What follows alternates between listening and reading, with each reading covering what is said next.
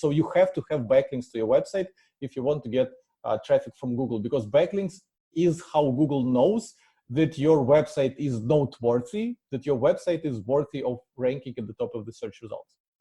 Welcome back to the Teach Traffic podcast with myself, Ilana Wexler.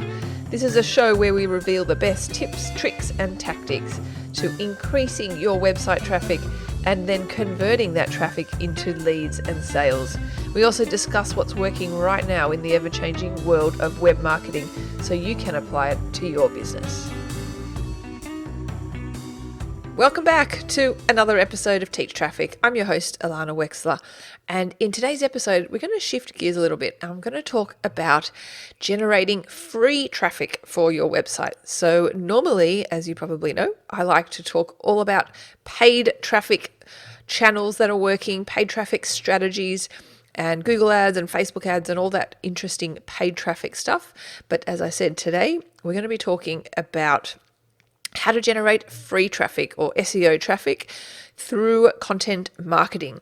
And I recently heard a guy called Tim Soulo speak at a conference all about how he helped Ahrefs, which is a software as a service company, really grow to exponential heights primarily through content marketing.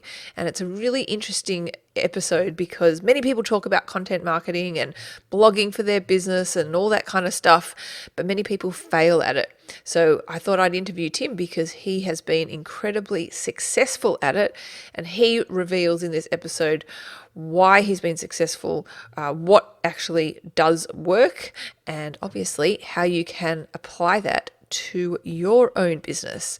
We've got lots of show notes available for you. You can just head on over to teachtraffic.com and get the show notes there. And if you want my help with paid traffic campaigns, then by all means, you can visit our Teach Traffic membership at teachtraffic.com/training, and I can personally help you with your paid campaigns. All right, let's get stuck in today's episode. Thanks a lot for having me, Ilana. It's a pleasure. Awesome. So you and I briefly met at a in-person event in Sydney called Superfast Business, where I was talking about my paid traffic puzzle. But interestingly, you were talking all about content marketing and the lessons that you personally learned from helping Ahrefs grow into what is now an 8-figure business, which is an amazing achievement. But I really enjoyed your presentation because you talked all about, I guess, why most people fail at content, how to choose the right keywords, traffic potential, and all this really, really useful stuff, which I thought my listeners could gain a lot of insights from you on. So that's why I invited you on. So do you want to maybe briefly touch on what Ahrefs does for those people who don't know, and how long it's been in business, sort of very briefly, like what Ahrefs does and who they serve in the market? Sure. So Ahrefs is an SEO tool for search engine optimization. And if you're looking to grow your traffic from Google, we try to supply you with all the tools and data you need to make the right decisions and to get more traffic from Google. So that's Ahrefs.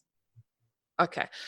How would you say it is different to SEMrush or SEMrush, which is what I understand to be a similar software in the market? Yeah, this is a very good question, and I'm afraid I'm not in a position to answer it because being the CMO of Ahrefs, I'm clearly biased, and I'm going to talk about all the benefits of Ahrefs, which would be unfair for SEMrush not having their representative on the call.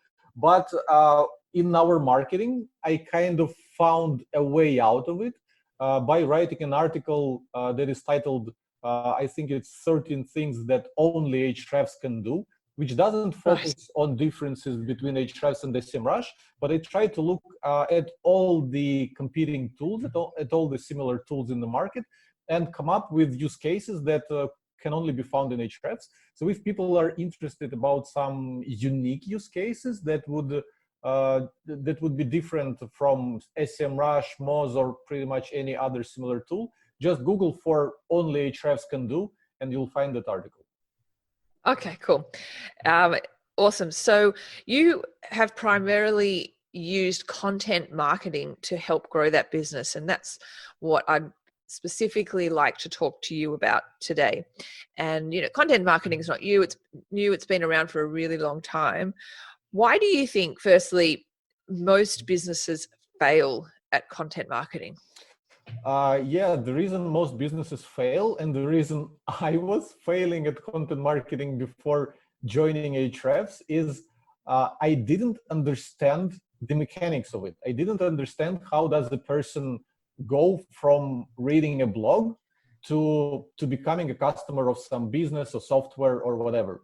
And once I realized that it's actually a very simple process, but people usually get buried in like day-to-day stuff. Oh, we need to publish that article, we need to share it on Twitter, we need to promote it on Facebook, we need to reach out, blah, blah, blah. And they don't think about this simple kind of funnel, which goes like this. People search in Google for something, for some problem related to your business that your business can help them with. They discover an article on your blog. They click on it in Google search results. They start reading this article that talks about their problem and how to solve it. And this article, it pitches them your service, your tool, your business as a great solution to their problem. And so from this article that they found in Google, they go and buy your product, become your customer. So this is very simple, but a lot of people, myself 5 years ago included, don't think of it, and they think of the blog as means of getting traffic. So they want to open their Google Analytics and see that their traffic is growing, that people are tweeting their content, while they don't think about the actual conversions. They don't think about attracting the kind of traffic that would be relevant, that would eventually become their customers. So I think this is the fundamental principle that people who are starting to do content marketing should think about in the first place. Okay, so can we touch on that a little bit? So let's say we're sort of getting to the point where we're crafting a content piece. What would you say are some of the critical elements that need to be in that content in order for it to perform what we would like it to perform, which is, getting the sale essentially? Yeah, there are two fundamental components. The first component is that people in the world should actually search for whatever you're going to write about. Because you might write an article about like what you had today for breakfast, and no one would be searching for like, what did Tim had for breakfast today? No one is searching for that. So there's no reason for me to write an article about that, because if I publish it on my personal blog even, I won't get consistent traffic from Google. People around the world won't be searching for this every week or every month. As opposed to, for example, how to get traffic to my website. Tons of people all around the world have this problem every day, and they go to Google and they search for it. So whoever ranks for how to get traffic to my website, whoever ranks in Google at the top of Google for this phrase, they get consistent traffic every day, every week, every month, every year. So that's the first principle. You have to make sure that whatever you want to write about, people around the world consistently search for it. So this is the first thing. The second thing is that, so I think, yeah. I was just going to say, I mean, this is an indicator of intent, basically. I call it search demand. So there's search demand for the thing that you want to write about. Oh, okay. So you more mean like traffic volume. Yes. So there are people in the world who are interested in what you want to write about. They have this kind of problem or this kind of question. So if you answer this question and rank high in Google, you will get consistent traffic because someone in the world at any point in time would search for it. And the second thing is you can find a massively popular topic that gets a ton of traffic because a ton of people are searching for it, but there is no way to talk about your business while writing this article, while covering this topic. For example, a lot of people around the world like to search for, I don't know, celebrity names or like celebrity net worth or like what did Kim Kardashian had for breakfast or like what she's wearing and all these kinds of things. But if you're a dentist, there's no reason for you to write on your blog about Kim Kardashian and get a lot of traffic about Kim Kardashian, because those people are not looking for dental services. So the second principle is the topics that you want to write about on your blog should be as highly related to your business as possible. Because you'll have, like, when those people search for something in Google and they land on your blog, they land on your article, this is your chance to educate them about your business, about your product, and this is your chance to persuade them that whatever problem they were searching for in Google, you can solve it for them with your product, with your service, with your business. So two fundamental principles. First one, you have to make sure that people search for something. And second, you have to make sure that this something that people search for can be tied to your business. Okay, got it. So with the first point then of assessing some form of traffic volume, obviously Ahrefs is one of the many tools out there which provides such traffic volume information. Google's keyword planner is another one, even though I'm not such a massive fan of it. Moz, as you say, there's lots of options out there. Yeah, and there are even free options. So if people search for free keyword research tools, they will find quite some tools that they can use for free and see how many searches per month each phrase, each keyword, each search query gets. Yeah, okay. Having someone like myself who's done search marketing for a very, very long time, I'm of the belief that not all clicks are created equal due to intent. So how do you determine which keywords that you think are the best to go for in terms of intent? Yeah, this is a great question. And the first thing to understand what exactly people mean, what exactly people want when they search for something, is to actually open the search results for this kind of thing and see what is already ranking there. Because Google is quite smart. I believe they have some technology to see how people behave when they click on certain search results.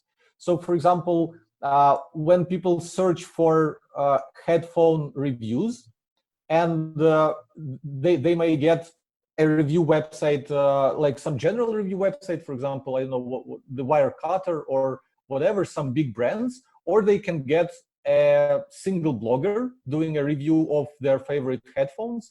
And Google might identify that, okay, people are more likely click, for example, on an individual blogger or someone who has a lot of authority in the, I don't know, music world, audio world, as opposed to, I don't know, an article published at New York Times. So Google can see these kinds of things, and by actually searching for things that you want to write about, by searching for things that you want to have on your blog, and seeing who ranks there and what kind of content then produce, sometimes people would favor video over audio. So video over articles. So if you write an article about something and when people search for it, they want a video, you won't be able to write with the article. So you have to make sure that the type of content you create, the angle that you're taking, is in line with what is already ranking there. And then there's another side to intent, and that is how close someone's query is to like the actual purchase. So people, like, there's this thing called buyer's journey, where people go from realizing they have a problem and then researching options and then picking one specific option and trying to buy it. So these are different keywords. They are called like top of the funnel, middle of the funnel, bottom of the funnel. But essentially, for us at Ahrefs, it comes down to one simple principle. If we can squeeze some mentions of our product within the article. So we don't really try to classify keywords as top of the funnel, bottom of the funnel, middle of the funnel. We just try to classify keywords as, can we promote our product while writing this article? Can we showcase our product? Can we show people some use cases, some examples of how our product can help them with what they were searching for? So yeah, these are two things related to search intent. So that ties into your second point of, can we tie the topic to our business, obviously. where you mentioned before that you actually do a Google search yourself and have a look at the results. I'm located in Australia, you're in Singapore. Let's say you're trying to rank for a term in the United States or for a different country. Is there a way that you can view the results if you were in a different country? Yeah, a lot of keyword research tools allow that. So in Ahrefs Keyword Explorer, when you enter a search query and you want to get data about it, you want to see who ranks, you want to see what's the search volume, you actually have to pick a country, because even the search volume, how many times per month people search for this search query in Google, would be different from country to country. So in Ukraine, where I'm from, people don't even search in English. Mostly they search in Russian or Ukrainian. So this is why you won't get a lot of traffic for your English content from Ukraine. And in the US, most people search in English, maybe some in Spanish. So yeah, search volume and the search results would be different from country to country. But at the same time, it also depends on the topic.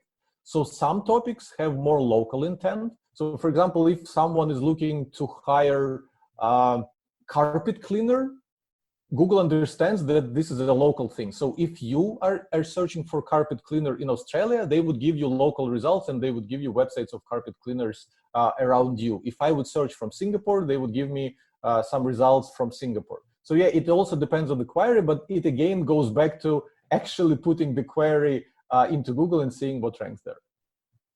Okay, cool. In your presentation, you spoke a little about a few distinct strategies for growing a blog. Do you want to maybe touch on them a bit? You might need a bit of prompting if you don't remember, because it was a little while ago. I do remember, of course. So I kind of came up with a concept that there are 3 ways to run a blog. Fundamentally, one of them is a news blog. So a good example is TechCrunch, if people are into tech, or something like New York Times, BBC, or whatever. So if you're in an industry that is moving forward fast, where a lot of things are happening and people want to keep up with things, you might want to have the kind of blog that would cover news. And this kind of blog gets a lot of traction on social media, because if you're the first one to cover news, a lot of other publications would republish you, a lot of people would share your Twitter as the source of the news, etc. But most of the time, most small businesses are not in a position to launch a news blog. So most people can actually forget about covering news and move on to other types. The second type is a story blog, where you have some kind of story that kind of connects all the blog articles that you're publishing on your blog. It could be a personal story, it could be a story of a business. A good example is, for example, blog of Tim Ferriss or blog of Pat Flynn, where their blog is focused around them, around their journey in life, in business, in relationships, whatever. So people subscribe to this blog via email because they want to get updates from the person that they're following or from the business that they're following. So some businesses, for example, Basecamp has quite a famous blog where they share how their understanding of business, how their business practices evolve over time, and people subscribe to their blog to keep in touch with what's happening at their company. So this is a story blog where there's some kind of plot line that connects your blogs together. And this is perfect actually for personal blogs. So if you're growing your personal brand, if you're developing as a specialist in some industry, a story blog is one way to go. And finally, there's a resource blog. This blog is something that we have at Ahrefs. So we don't share any news from the internet marketing or SEO space on our blog, and we don't really share the story of our business, like what changes in our business, what kind of revelations we're having, etc., etc. We don't really share any of our personal stories. So I'm not sharing kind of Tim Ferriss style, what is happening in my understanding of marketing of the world on our blog. All we're doing is we're finding topics related to SEO and marketing that people search for in Google, and we create resources on those topics. So our articles, they are not connected by some plot line. So we're not sharing like what Ahrefs was doing as a company in 2019, what we're doing now as the crisis kicked in, etc., etc. We don't share this kind of stuff. We only focus on things that people are searching for, and they search for how to do keyword research, what is SEO, how to audit my website for SEO issues. So we try to create resources to rank for this kind of things and get consistent traffic. So these are the 3 types of blogs and 3 ways to run a blog. The news, covering the news, having a story that people would follow, and creating resources that would rank in Google. All in all, you can kind of mix and match those types, but still you have to understand what's your position. Are you in the best position to be covering the news? Or are you in the best position to create a story around your business or your personal brand? Or are you in a position where your industry has a lot of topics, individual topics that people search for in Google, and you can rank for these topics and get a lot of consistent traffic? Yeah, cool. Awesome. There's a common, I guess, mantra in the market that you need to be publishing consistent content frequently of a certain length in sort of word count. What would you say is your experience with that? Do you agree with the people who say that? So I guess in terms of, you're really experienced in content marketing, you've been successful at growing Ahrefs through your content marketing. Would you agree with that statement? Yeah, this is a great question, and this is a common misconception. Because if you go back to 3 types of blogs, the news blog, the story blog, and the resource blog, 2 of them, the news blog and the story blog, rely on publishing frequently. Because if you don't have any news to write about, you're not going to get traffic. You have to come up with something new every day. You have to impress people every day with something new and fresh to get traffic to your website. Similarly, with the story blog, you have to publish updates on how your business is doing, how your personal life is doing, or whatever your blog is about, to get your audience coming back and reading what's new is happening to your business or yourself. So this is where the mantra, the advice to publish more often and publish consistently and publish a lot comes from, because these 2 kinds of blogs rely on high frequency. But if you look at resource blog, it doesn't require high frequency, because once you publish something and it ranks at the top of Google, you get traffic on autopilot. So it already ranks there at the top of Google. So whenever people around the world search for it, if this search query, if this topic has consistent search demand, if new people every day search for this kind of thing, you get new people every single day, every single week to your website without having to do anything.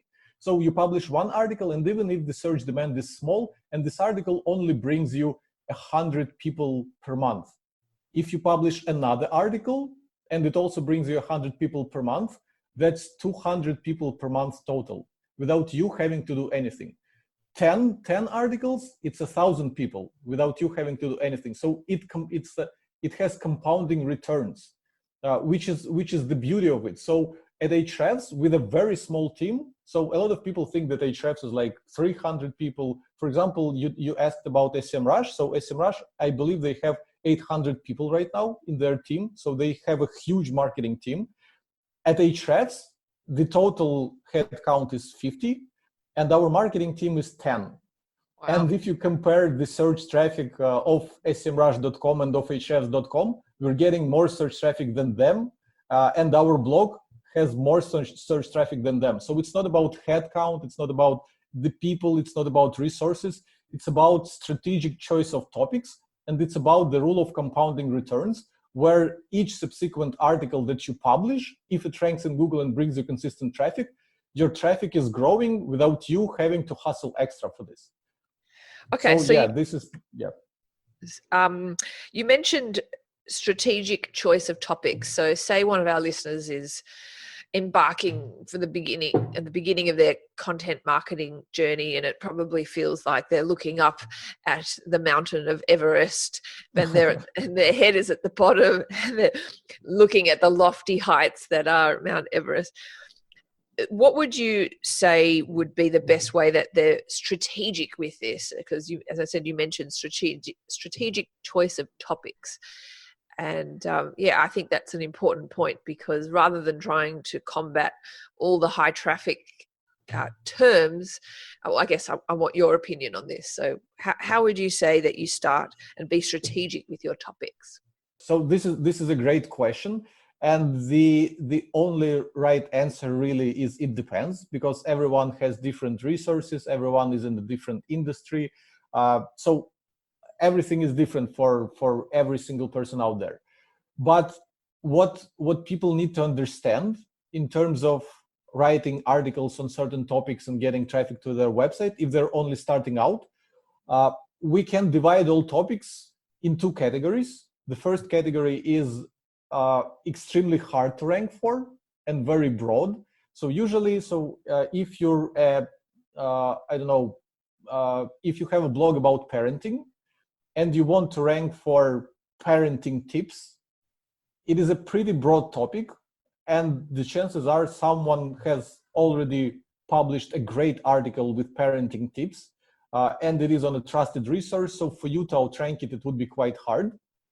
On the other hand, there are so-called long tail topics, the topics that are not as popular, that won't bring you that much traffic, but the chances that someone has already written an article about this are not as high. So if you write an article about something more specific, let's say, I don't know, which toy is the best like to develop cognitive abilities of a 3-year-old. So this is a very focused, very specific topic. And if you write a decent article about this, you're going to get a little bit of traffic.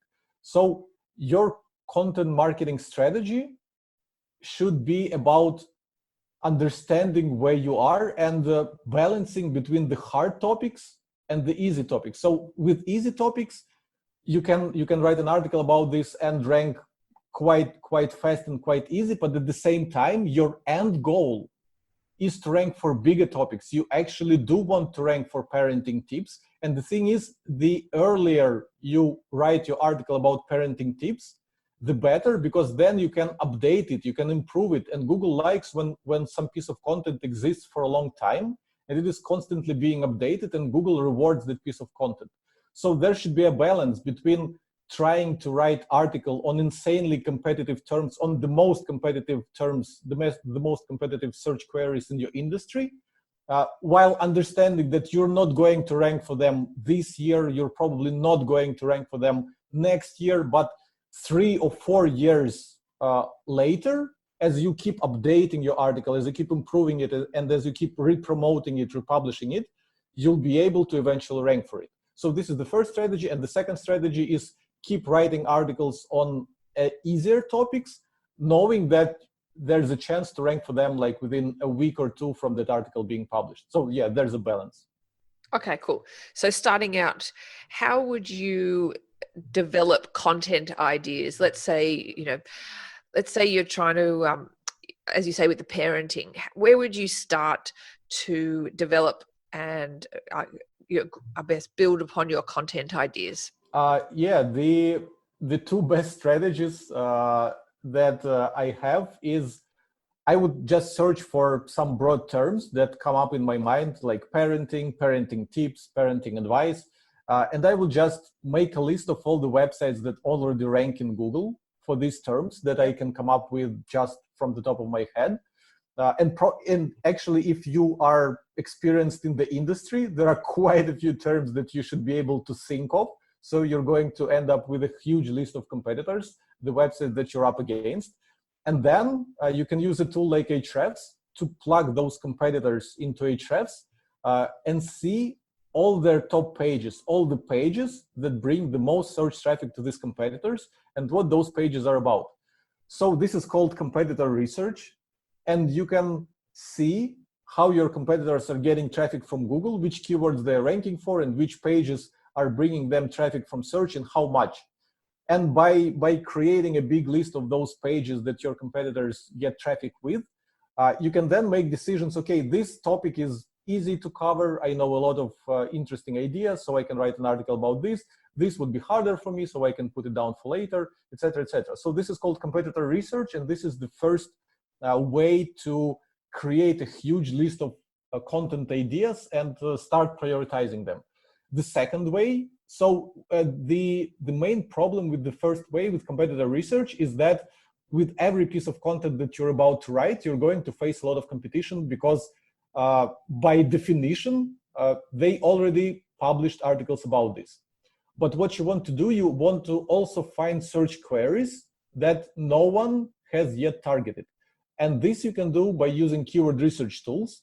And the general workflow is you take a very general word like parenting, you put it into keyword research tools, and a keyword research tool will spit all the search queries from all around the world that contain the word parenting or whatever word defines your industry. And then you can go through all these search queries, you can see the search results for them, and you can make a decision if there's any good content for this search query or not. And if there's not, there's a great opportunity for you to write that first piece of content and get all the traffic for the search query to yourself. So to recap, 2 ways to come up with topics. First one is doing competitor research, where you're going to go against the articles that already exist, so it would be a little bit harder. And second is keyword research, where you can find untapped opportunities, some topic ideas, some search queries that no one has addressed yet. So there's a good chance for you to be the first one to address them and get traffic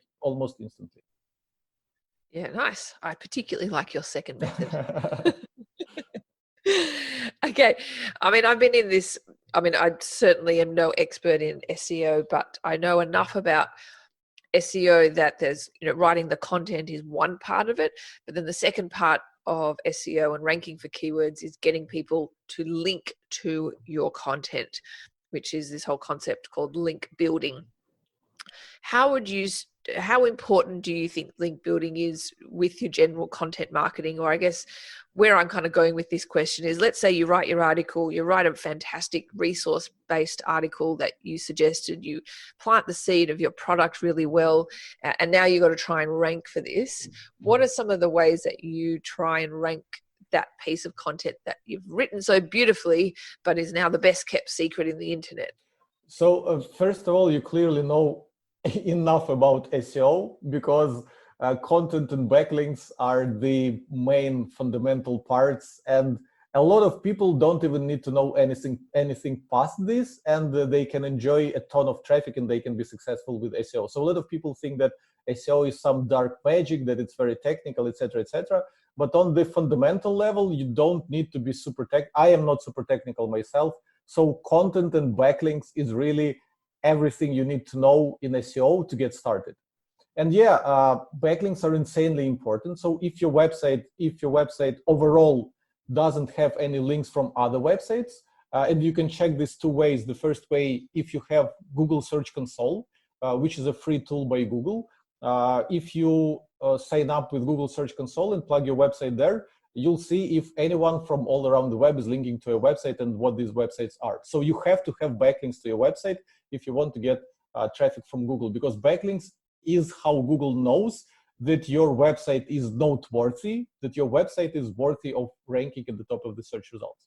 And the second way to know if you have any backlinks from other websites, or if your competitors have backlinks from other websites, is by using a tool like Ahrefs, SEMrush, Moz, and any other. They are called link indexes. So you can search for link index or backlink tool, and you'll find the one you like. So yeah, in terms of content marketing and backlinks, it again comes down to the competition for your topic. So like we just discussed, if you're piggybacking from existing content of your competitors, you have to account for how many backlinks the page, the article that you want to outrank in Google has. So if you're doing a research of your competitors and you see that there's a great article on a great topic and you're confident that you can create an amazing piece of content on the same topic, check how many backlinks that article has on your competitor's website. Because if there are 100 websites linking to it, you have a problem, because you'll have to get more or less as many backlinks as they have to rank next to them. And if you want to outrank them, you have to get either more backlinks or better backlinks from like better websites than they have. But if we're talking about content ideas that don't have a lot of competition, where no one has bothered to create a good resource, you can rank almost without any backlinks. sometimes really even zero backlinks. And if the topic is not competitive, if no one has created a good piece of content, you're able to rank for it. So yeah, backlinks are insanely important, and it is very important when you're planning your content strategy, when you're planning your content, to account for how many backlinks you'll need to rank for a specific topic that you want to rank about. And at Ahrefs, we actually have a nice proxy for this. It's a metric called keyword difficulty. It's a score from 0 to 100, where we look at how many backlinks the top ranking pages for whatever you want to write about have. We look at top 10 search results, we take the average of how many backlinks they have, and we turn it into a score from 0 to 100. So like, for example, if keyword difficulty is 30, you'll need to build quite a few backlinks to rank for this. But if keyword difficulty is 5, it means that you will need like 1 or 2 backlinks and you'll be able to rank for it. So keyword difficulty in Ahrefs is a nice proxy to how many backlinks the top ranking results have, and it also shows you if there's competition for whatever phrase you want to rank for. Awesome. Do you want to maybe touch on, let's say you're starting out and you think, okay, yep, Tim, you're 100% right. I've got to get some people linking to my newly created best kept secret content. What are some easy ways that people can get some initial backlinks? Let's say the keyword that they're going for is quite easy. As you said, the keyword difficulty is only 5. What are some easy ways that they could easily get more backlinks than the low competitor that they've got to outrank them? Yeah, link building strategies actually vary depending on where you are in your content marketing journey or business journey. So right now at Ahrefs, we do nothing to build links other than, really? Yeah, we don't make any deliberate effort to get backlinks other than publish a great piece of content, invest some money into ads to promote it. And the thing is, we have such a large audience already, and we have such a reputable brand that people naturally link to our content because like we have a large audience. So every article we publish, it reaches like a couple thousand people. And the chances are that like 3 to 5 to 10 of these couple thousand people will link to that article from their website. So we don't have to do anything. Not so much. That's a testament. Yeah. I was just going to say that's a testament to the quality of the content you're producing. Yeah, over the years. That's a testament to like the hard work we've been putting in over the years. But in the first few years, that wasn't the case. And I will actually go back to the years when I was running my personal blog, when I didn't have like a brand behind my back, when I didn't have resources behind my back, when I was just a single blogger trying to hustle and get some traffic to my content. And what I realized is that the best way to get backlinks when you're starting out almost from scratch is to start building relationships with other bloggers, with other websites in your industry by manually reaching out to them, communicating with them on Twitter, sending them emails, commenting on their articles. So you have to, like, similarly to how you go to a conference and you network with people, you meet people, you chat with them, you find some common ground, and then you find ways to partner and be valuable to each other. This is the same thing, but you're doing it online. When you're starting out, you have to network with other people who have websites in your industry. You network with them, you talk to them, you find some ways to be helpful to each other, and then eventually you link to each other. You write guest articles for each other, and guest articles is another great way to get backlinks. So yeah, unfortunately, there's no hack to this. There is no shortcut. The best way to get backlinks, other than, of course, bribing people directly with money, which Google doesn't like. So if they find out your website is doomed, and they do have some ways to find out if the link was paid for.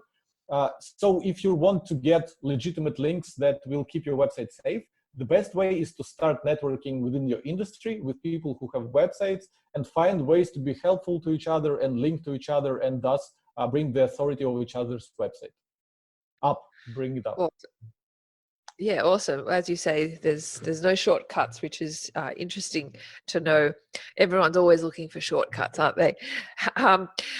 I guess just to wrap up, like you've presented amazing content here today, and I think I know myself, I've written a whole page of notes, and I'm sure our listeners are taking lots of mental notes as well.